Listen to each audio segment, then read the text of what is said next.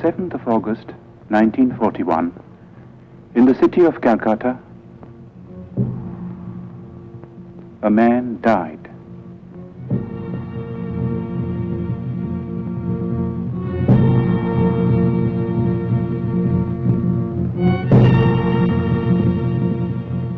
His mortal remains perished, but he left behind him a heritage which no fire could consume. It is a heritage of words and music and poetry, of ideas and of ideals, and it has the power to move us, to inspire us, today and in the days to come. We, who owe him so much, salute his memory.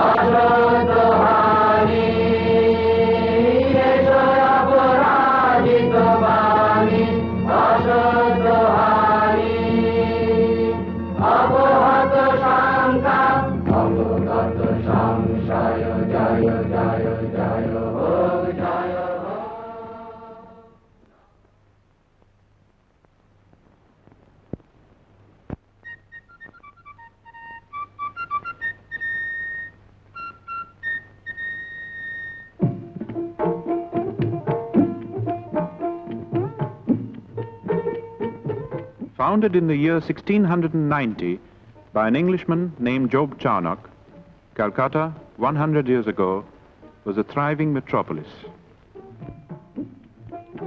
Queen Victoria was proclaimed Empress of India in 1877.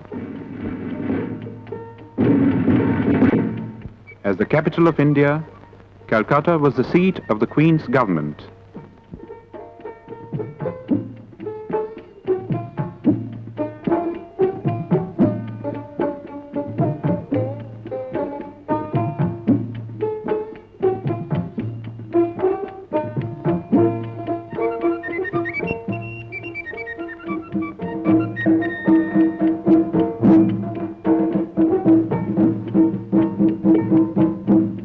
In the northern part of the sprawling city, in the area known as Jorashako in Chitpur, was the family residence of the Tagores. The Tagores had an impressive lineage. It dated back to the first group of learned Brahmins that came from Kannauj and settled in Bengal in the 8th century. 1,000 years later, Panchanan, a descendant, came to the new city of Calcutta and found a lucrative position with a British shipping company. His grandson Nilmoni added to the family fortune and built the house at Jorashako.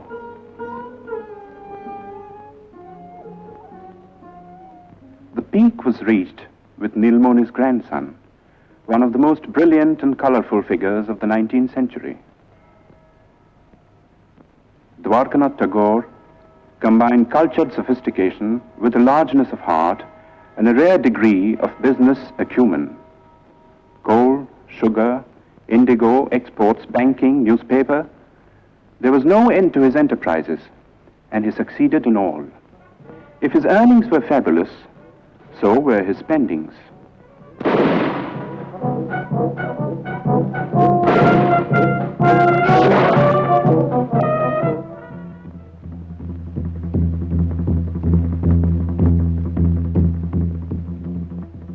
Although a Hindu and a Vaishnava, Dwarkanath defied the ban of Brahmin orthodoxy and twice went to England. There he had an audience with Queen Victoria, discussions with Gladstone, and dinner with men like Dickens, Thackeray, and Max Muller.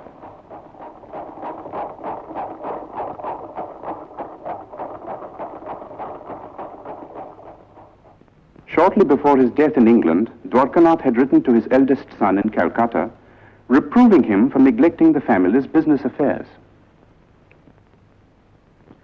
For some years past, young Debendranath had been developing tendencies which might well have distressed his father. It began in a burning ghat. The last rites were being administered to Debendranath's grandmother. Not far away, on the riverbank, sat Debendranath. Like many a rich man's son, he had been leading a wayward life, but tonight he was overcome by a strange feeling.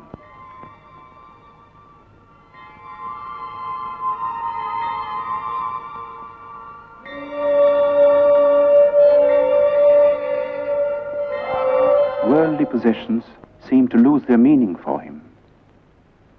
This led to a period of profound disquiet, followed by a ceaseless quest for the meaning of existence in the great source books of the East and West. He read the materialist philosophers of modern Europe, Locke, Hume, Bentham, and others, whose ideas were so much in vogue among the students of the time. Then he learned Sanskrit and read the Mahabharata. But peace of mind would not come until one day he chanced upon a torn page of a Sanskrit book. There was a sloka in it which said, "God is supreme and all-pervading. Enjoy by renunciation. Covet not another's wealth." This was a page of the Ishopanishad, edited by Raja Ram Mohan Rai. Ram Mohan had been a close friend of Dwarkanath's. As a boy, Debendranath had a deep and silent admiration for the man. But the greatness of the Raja's vision and the magnitude and nobility of the tasks he had set before himself were beyond the boy's comprehension. Ram Mohan lived in times when India's spiritual heritage was being submerged in ritual and superstition.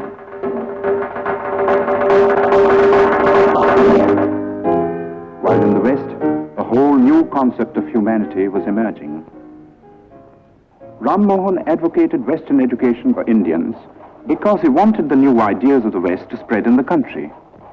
He also wanted that we should respect what was old and true in our own heritage. In the Upanishads, for instance, which revealed to him the monotheistic basis of Hinduism. Ram Mohan's work was left unfinished by his death in England. But Debendranath, inspired by the 2 lines of Sanskrit text, went on to prove himself to be the Raja's true spiritual son and heir. Debendranath suffered social ostracism for preaching the monotheistic faith that he called Brahmoism, but to his followers, and there were many, he was Maharshi, the great sage. When Rabindranath was born, the Maharshi was 45 years old. His wife Sharada Muni was 33. Rabindranath was the 14th child.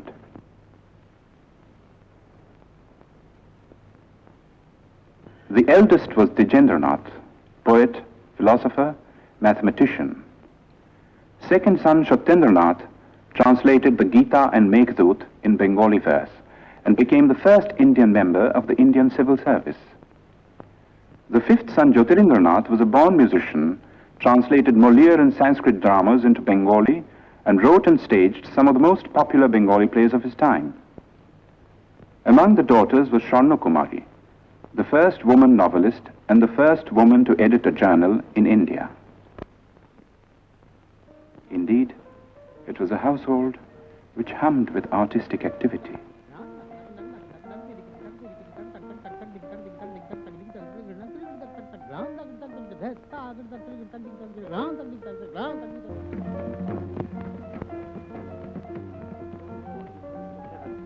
Oh, earth, what else? And shall I couple hell? Oh, fie, hold my heart. And you, my sinews, grow not instant old, but bear me stiffly up. Remember thee? For Roby, the time hadn't yet come to participate in the activities of the elders. Going out in the street was forbidden too, and this was indeed a pity, for nothing seemed more fascinating to the boy than the world outside.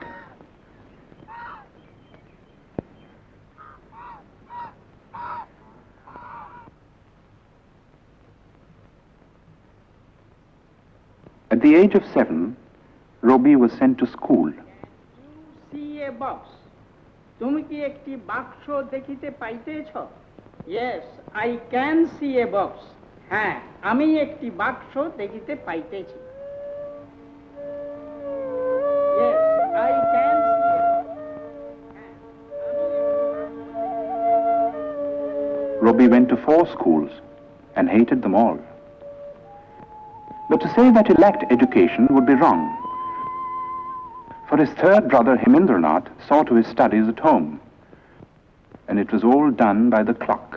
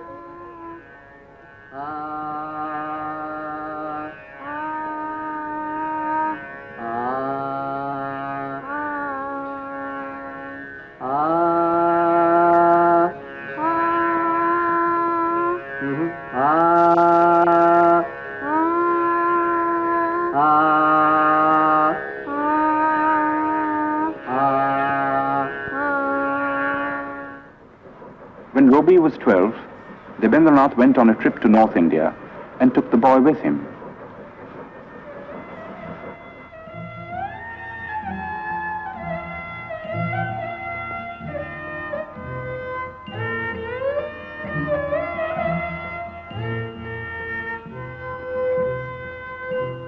The last stop on a long tour was the rest house on Bakrota, the highest hill in the hill station of Dalhousie in the Punjab.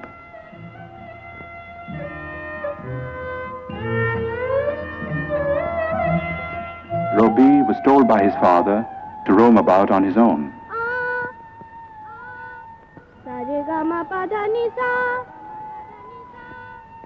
He was also taught to rise before the sun.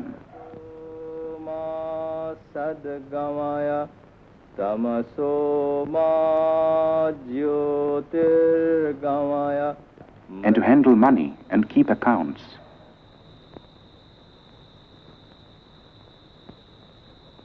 The days often ended with a boy singing devotional songs to his father.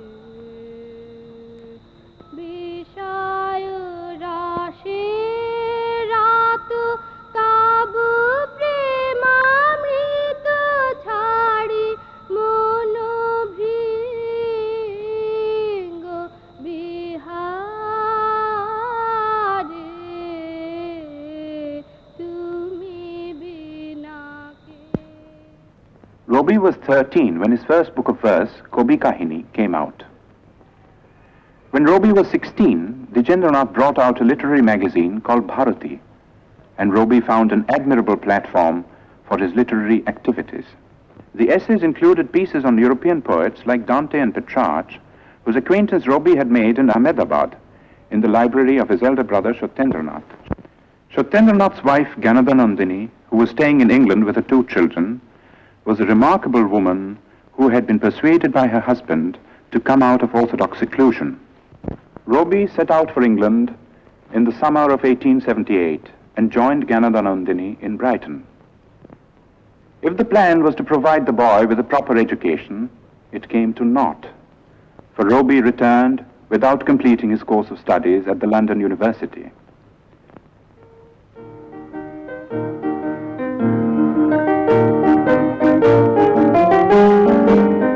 While While in England, Rabindranath had become acquainted with Western music. Some of the tunes he had learned found their way into his enchanting opera, Valmiki Pratibha.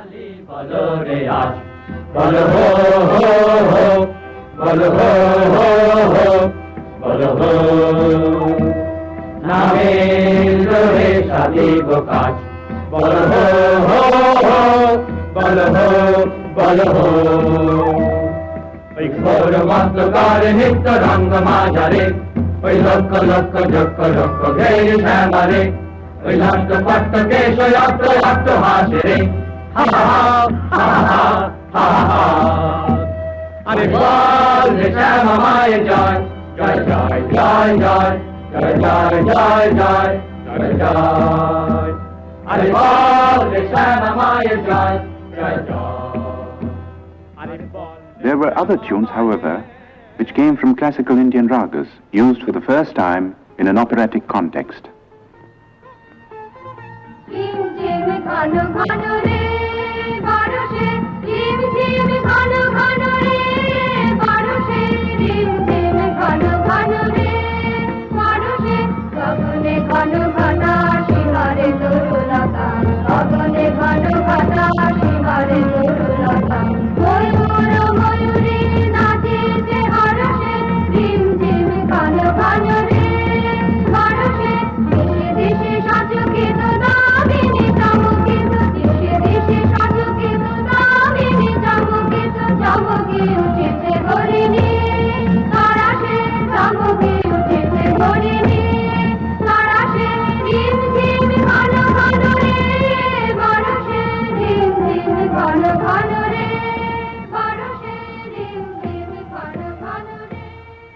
Valmiki Pratibha was staged in the Tagore residence with Rabindranath in the role of the bandit-turned-poet. The rest of the cast, too, was composed of members of the Tagore family, all gifted with varying degrees of talent for acting and music. Among those who saw and praised this performance was the greatest literary figure of the time, Bankim Chandra Chatterjee. A year later, when Rabindranath's Shandha Sangeet was published, Bankim Chandra personally congratulated the poet and acknowledged his preeminence among the rising writers of the day. Of all the members of Robi's family, two were closest to his mind and heart. They were Jyotirindranath and his wife. Kadumbari Devi was 2 years older than Robi. She was his best friend and severest critic. Robi lived with these two for a time in a house in Sadar Street in South Calcutta. One morning, a strange experience befell the poet.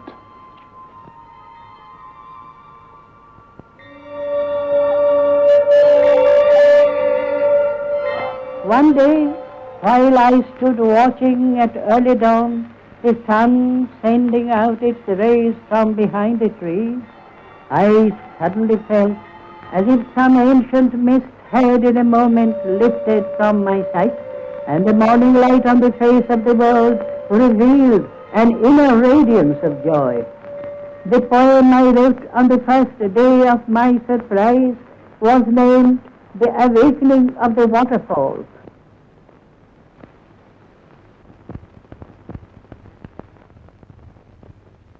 At the age of 22, Rabindranath married Bhavatarini Devi.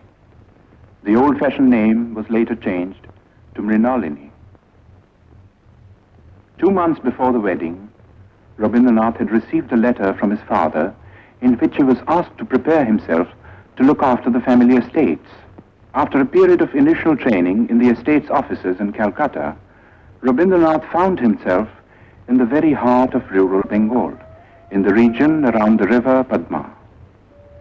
With a worldly wisdom unusual in a poet, but characteristic of the Tagores, Rabindranath in later life set about in a practical way to improve the lot of the poor peasants of his estates, and his varied work in this field is on record. But his own gain from this intimate contact with the fundamental aspects of life and nature, and the influence of this contact on his life and work, are beyond measure. Living mostly in his boat and watching life through the window, a whole new world of sights and sounds and feelings opened up before him.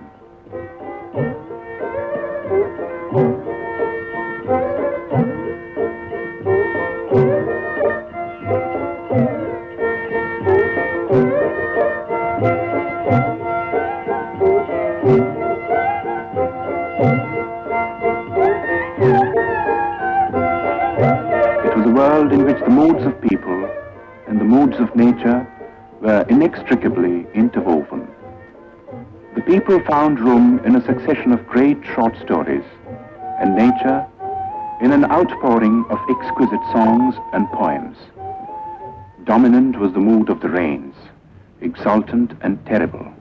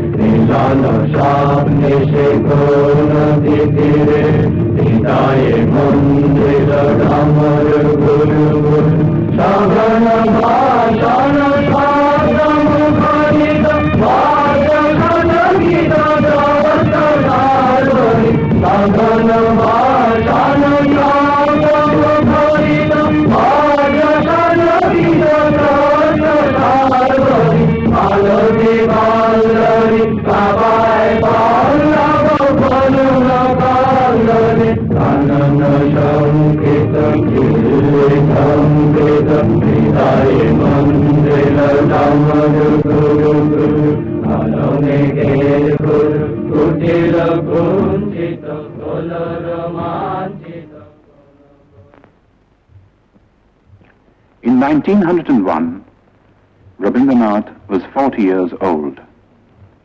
His already enormous output of poems and plays had been gathered in one big volume. It comprised 21 books and included Shonarturi, his first masterpiece. The same year, 1901, marked an event of a somewhat different nature. In Bolpur, in the district of Birbhum in West Bengal, Rabindranath had acquired some property in 1862, 1 year after Rabindranath was born. The property was made over to a board of trustees, and the deed specified that the place was to be used for meditation on the supreme formless being. According to the Maharshi's wishes, a seat of prayer and a temple of worship had been built, and close to the temple, a residential house which was called Shantiniketan, the abode of peace. Rabindranath had been worrying about the education of his children and had decided to start an experimental educational institution in Shantiniketan. It was to be a school, but not like the schools that had been the nightmare of his own childhood.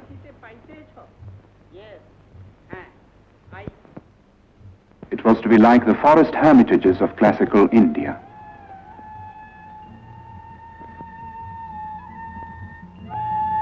But to bring it into being was not an easy task. For one thing, it cost money. Rabindranath was obliged to sell, among other things, the copyright of his books. His wife added her bit by selling her wedding ornaments. 2 months after the school was opened, she was taken ill. 3 months later, at the age of 29, she died. For Rabindranath, it was the beginning of a series of personal tragedies. 9 months after his wife's death, his second daughter Renuka passed away.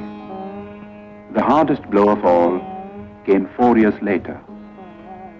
Youngest son Shomindro took after his father in many ways. He was only 13 when he fell a victim to cholera. It was in the midst of these bereavements that Rabindranath participated in one of the greatest political upheavals in the history of India. In December 1903 was published the decision of India's Governor-General Lord Curzon to split up Bengal into 2 provinces.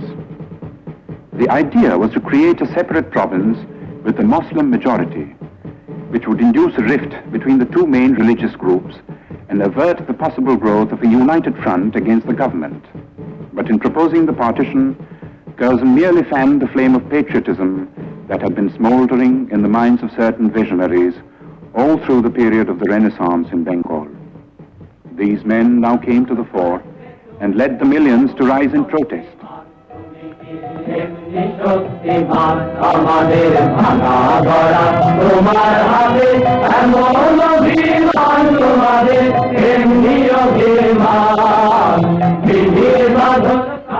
The series of stirring patriotic songs which Rabindranath composed for the occasion were sung in procession in the streets of Calcutta, with the poet himself in the lead.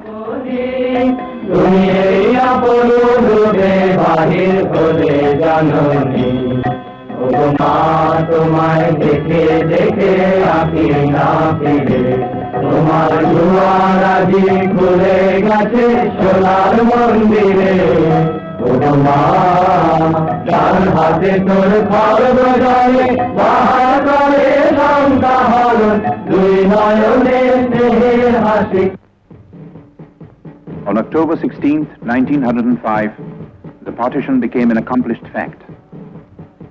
In a form of protest that only a poet could conceive, Rabindranath turned the Black Day into a mass festival of Rakhi Bandhan, the tying of the band of friendship.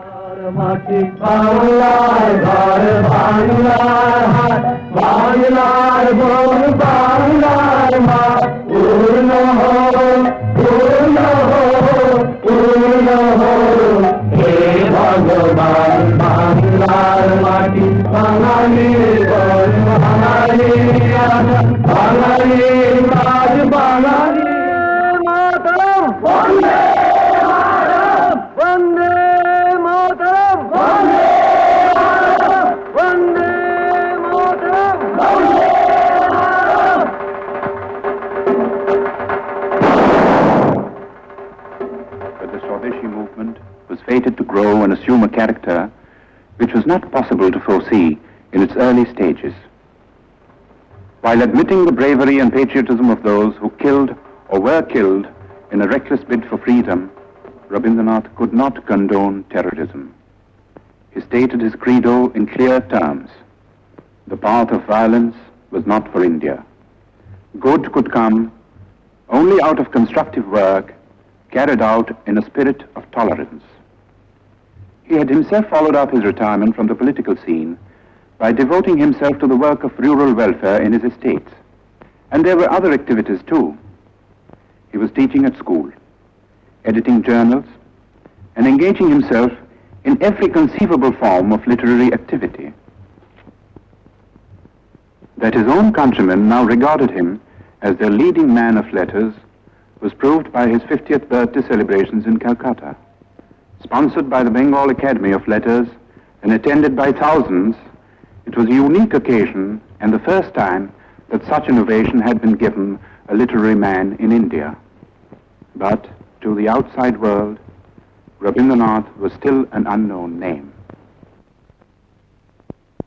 The object of Rabindranath's visit to England in 1912 was to study the educational methods of the West and also to acquaint the West with his own work at Shantiniketan. He happened to carry with him on this occasion a notebook containing his own English translations of some of his songs, mainly from Gitanjali. He showed these translations to the English painter William Rothenstein, who had met him on an earlier visit to India. Rothenstein was so impressed that he sent a copy of the translation to the well-known Irish poet Yeats. In introducing the poems to a gathering of English writers and intellectuals, Yeats said, "I know of no man in my time who has done anything in the English language to equal these lyrics. Even as I read them in this literal prose translations, they are exquisite in style and thought." Gitanjali was published in England in the same year.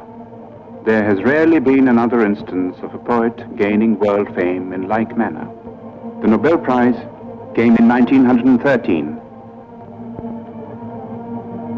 and the knighthood in 1915, while war was raging in Europe.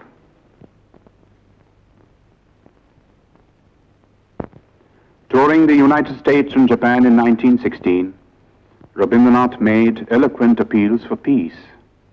He felt that world peace could only be achieved through intellectual cooperation between nations. He said, "The call has come to every individual in the present age to prepare himself and his surroundings for the dawn of a new era, when man shall discover his soul in the spiritual unity of all human beings." Pursuing this noble idea of international cooperation, Rabindranath gave the school at Shantiniketan a new status and a new name, Yatra Vishwam Bhavati Ekaniram, where the world becomes a single nest. This was the motto of the Vishwa Bharati. It was inaugurated on the 24th of December, philosopher Brajendranath Sheel presiding. Rabindranath made over the entire Nobel Prize money towards the building of this university. While peace had been restored in Europe, in India there was unrest. The Rowlatt Bill, designed to suppress all political movements, dashed India's hopes of gaining the self-government that the British rulers had kept promising through the war years. Dominating the Indian political scene at this time was Mohandas Karamchand Gandhi, who, as a barrister in South Africa, had fought for the rights of the Indians living in that country. As a protest against the Rowlatt Act, Gandhi launched a movement of passive resistance. But the masses misinterpreted the movement, and following a rumor of Gandhi's arrest, violence broke out in many parts of the country. As a result of this, the government started taking repressive measures out of all proportion to the magnitude of the violence.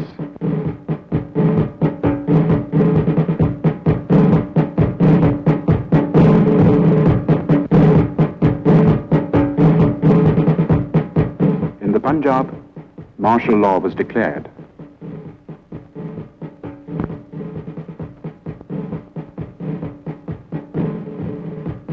In charge of the troops at Amritsar was Brigadier General Dyer. On the first day of the month of Vaishak, a crowd gathered in Jallianwala Bagh, as it had done every other year. It was a peaceful crowd, but Dyer was taking no chances.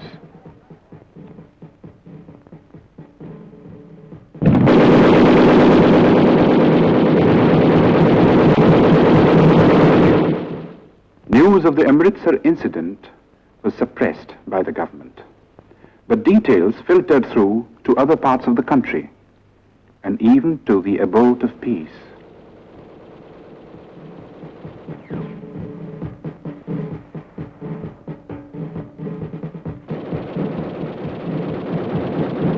Rabindranath rushed to Calcutta. But the Defence of India Act was still in force, and no leaders would support him in a plea for a meeting of protest.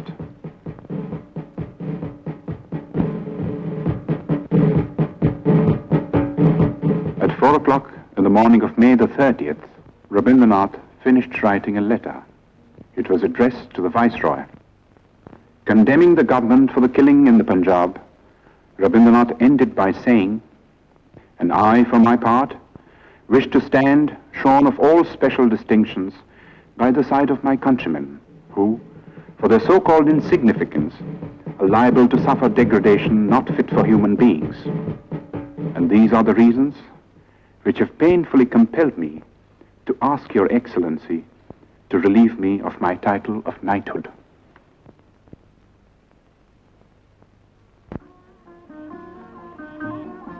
The next 10 years of Rabindranath's life were filled with ceaseless activity. The urge to travel and the necessity to collect funds for his university took him to all parts of the world, and the West, as much as the East, welcomed him with open arms.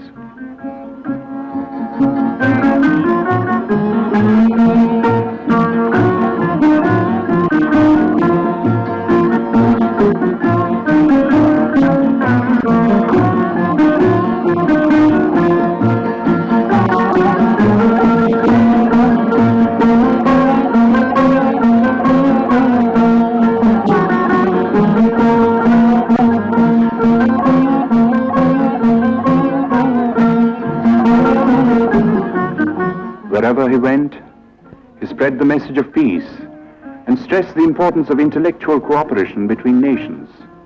He said, "We ought to know that isolation of life and culture is not a thing of which any nation can be proud.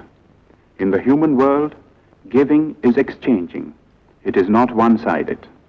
He also said, "I do not put my faith in any new institutions, but in the individuals all over the world who think clearly, feel nobly, and act rightly. They are the channels of moral truth."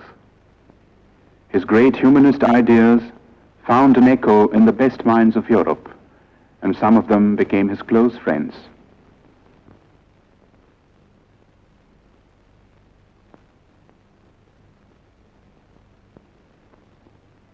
In the meanwhile, the institution at Shantiniketan had come a long way from its modest beginnings.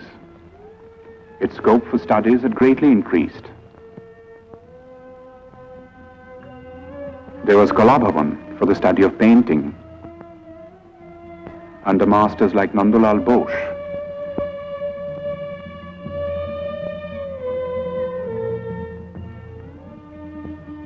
Who was himself a pupil of Abanindranath, the poet's nephew. The Sangeet Bhavan, which neglected no branch of Indian music, had also grown under Dinendranath, another nephew of the poet. Special provisions were made for conducting Oriental studies, and scholars came from all over the world, stayed to lecture, for research, to exchange ideas. Such men were Levy, Winternitz, Lesny, Stenkonov. And there were some Europeans who did even more than that. Charles Freer Andrews, a missionary who was present at Yeats's reading of Gitanjali, and William Winstanley Pearson, who also met the poet in England, came to the ashram in its early days and stayed on until their death, working with a selfless devotion to the poet and his cause that few Indians could equal. Leonard Elmhurst was another Englishman whom Tagore had met in America. He was drawn by the poet's personality, came over to Shantiniketan, and took charge of the School of Rural Handicrafts, another of Rabindranath's experiments, at Shurul, 2 miles from Shantiniketan. His last European tour began with a visit to Oxford, where he delivered the series of Hibbert lectures, which were later published as The Religion of Man. It was also on this last trip that Rabindranath went to Soviet Russia for the first time.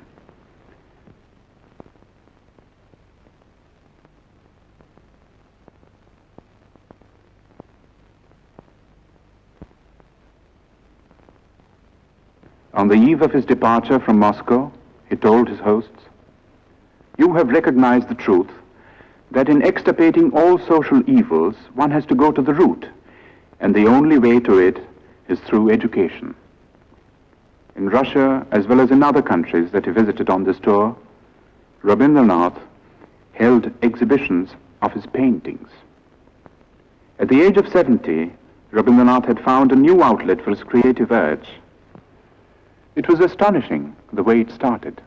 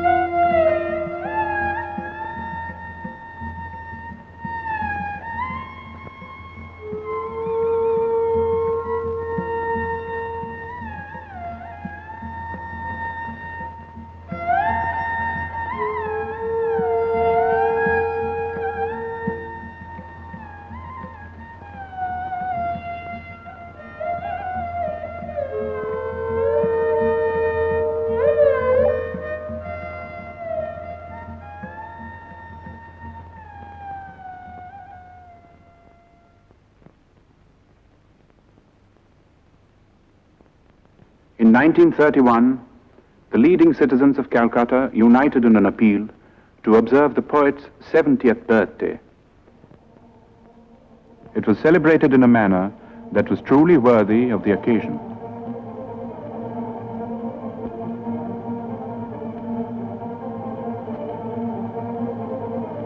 The Golden Book of Tagore was a testimony to the love and reverence that the intellectuals of the world bore for Rabindranath. Its sponsors consisted of 3 Europeans and 2 Indians. There was Romain Rolland from France, Albert Einstein from Germany, the poet Kostas Palamas from Greece. The Indians consisted of the scientist Jagadish Chandra Bose, who had been the poet's closest friend for 40 years. The other Indian was Mahatma Gandhi. In physical appearance, in personal habits, and in general outlook, the two differed considerably. At several moments of crisis in India's political history, the two had disagreed over the course of action, but these were on the surface. Their deeper affinity transcended all occasional barriers.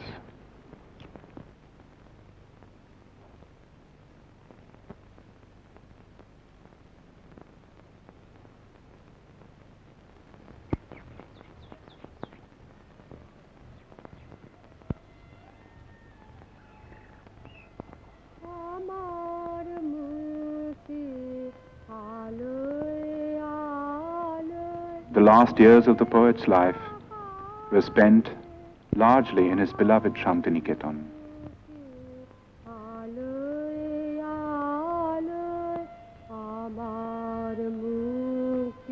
He had a choice of small houses built for him, for he never liked to stay in the same house or even in the same room for long. It was, in a way, symbolic of the refusal to get into a rut which marked his whole life.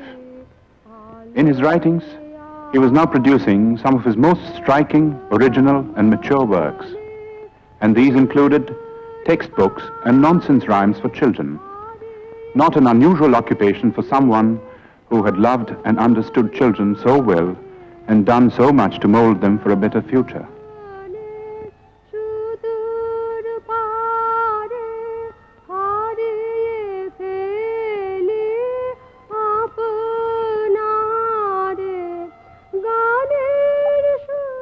His health was failing, but calls of duty, which he was ever ready to answer, gave him little rest.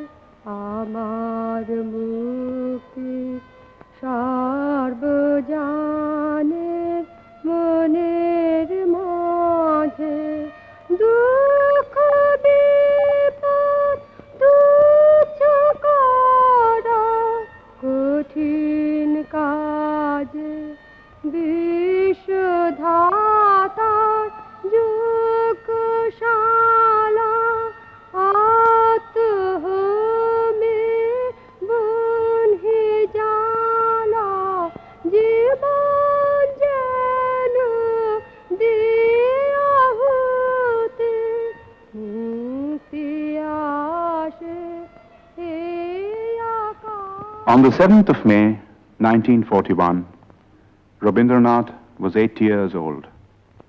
3 months later, he was to leave Shantiniketan, never to return.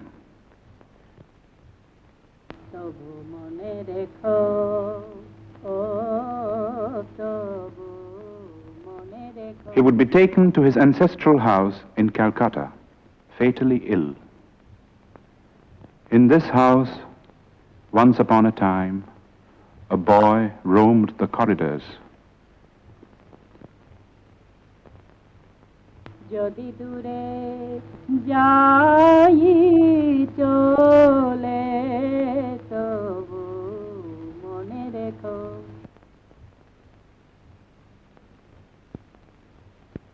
What is the fun of always writing and writing? When I take a father's pen or pencil and write upon his book just as he does, A, B, C, D, E, F, G, H, I, why do you get cross with me then, mother? You never say a word when father writes.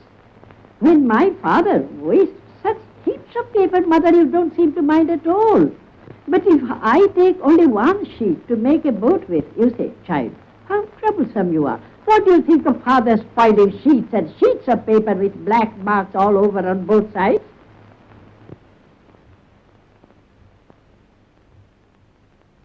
একদিন যদি খেলা থেমে যায় মধুরাতে তবু মনে রেখো, ও তবু মনে রেখো। একদিন যদি বাধা পড়ে কাজে শারদ প্রাতে মনে রেখো, যদি পড়িয়া মনে ছলো ছলো জল নাই দেখা দেয় নয়ন কোণে তবু মনে রেখো।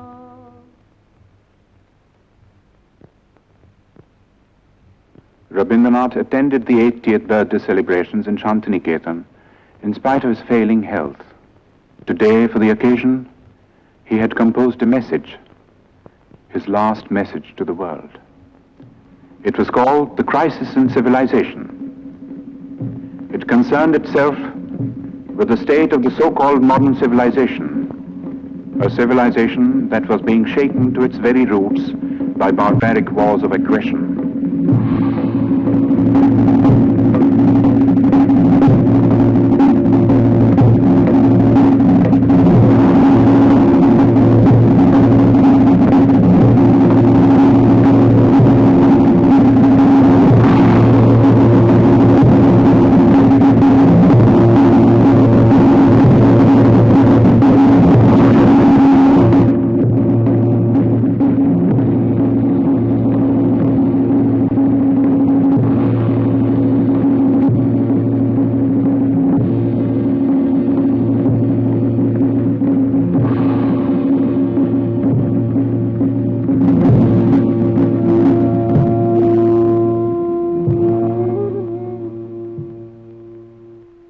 In the course of this message, Rabindranath said, I had at one time believed that the springs of civilization would issue out of the heart of Europe. But today, when I'm about to leave the world, that faith has deserted me. I look around and see the crumbling ruins of a proud civilization strewn like a vast heap of futility.